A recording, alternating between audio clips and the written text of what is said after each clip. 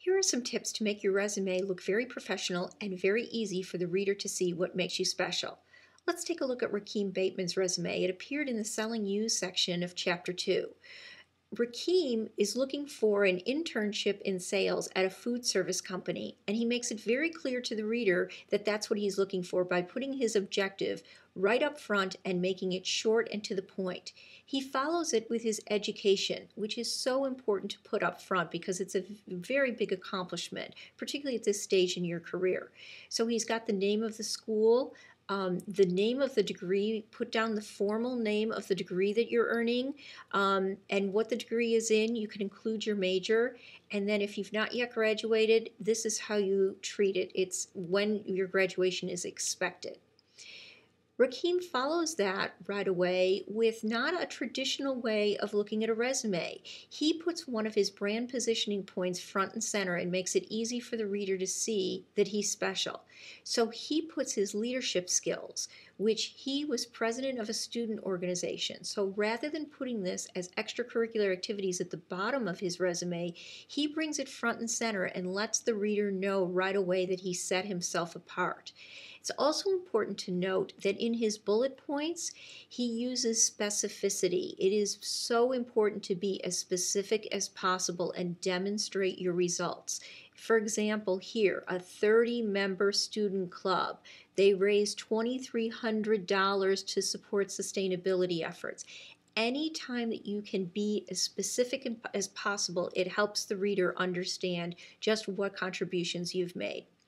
Then he uses a category, not just generic work experience, but in his case, he has sales experience. So he makes the category heading say sales experience. So he lists his account management internship, and notice how he really makes this be the focal point of his resume because it's such important experience. If you've had an internship in the area that you want to go into, this is so important to make it be the focal point.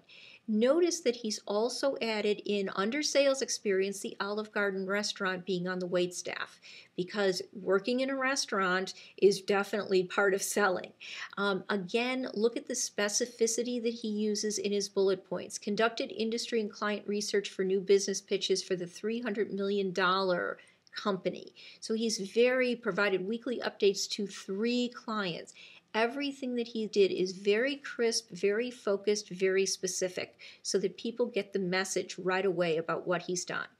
His other work experience, he's just categorized in that kind of broad category called work experience, but he doesn't give it as much space, which is so important to know. Things that are not important, don't give them as much space as things that are important. So in other words, make important things important by how much space you give them and where you place them on the page.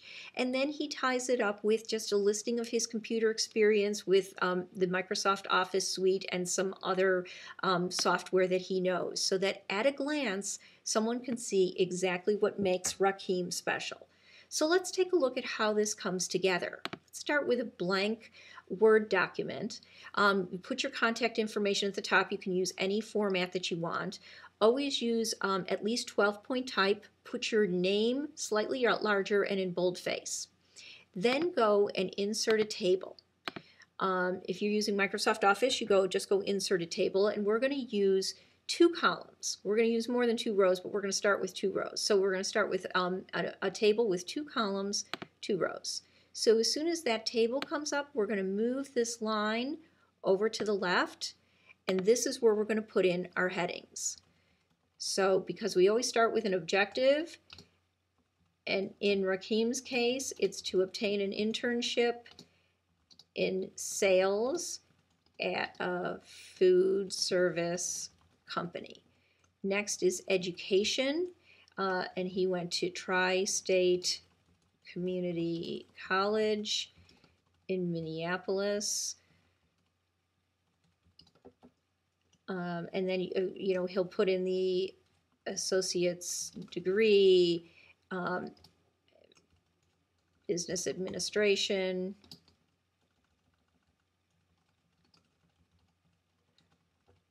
And then the expected and then the expected graduation date. You can put in the month as well as the year. Then, as he did, he put in his leadership skills. You might put honors and scholarships if that is one of your brand positioning points. But he puts in his leadership skills. In his case, it was Green for Life, and he was the president of the student organization. And just for the point of this demonstration, we're just going to put in bullet points like this just so that you can see the format. Then if you remember, he has his sales experience, and again, he does Recovery Systems, Inc., and he was an account management intern. And then again, we're just going to use a couple of bullet points just for demonstration purposes so that you can see how to do this. You'll of course go in, use boldface to call out things that are important in your resume, but don't use it too much. Definitely to call out the name of the college or university, the companies that you worked for, just a couple of highlight points. Always your headings should be boldface. So then after you get all done with your resume, you put everything in that you want, you highlight the whole table, you go to your border tool, and it's the same thing, you have it in Microsoft Office, and you just choose no borders so that when you print this, or when someone receives it, they see it just as it is, and it makes it very easy to update and makes it very professional.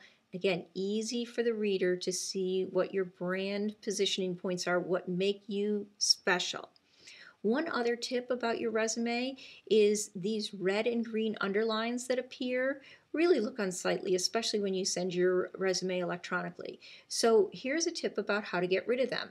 If you're on a Mac, go to Word, Preferences, Spelling and Grammar, and then choose Hide Spelling Errors in this document and Hide Grammatical Errors in this document. You click OK, and they're all gone.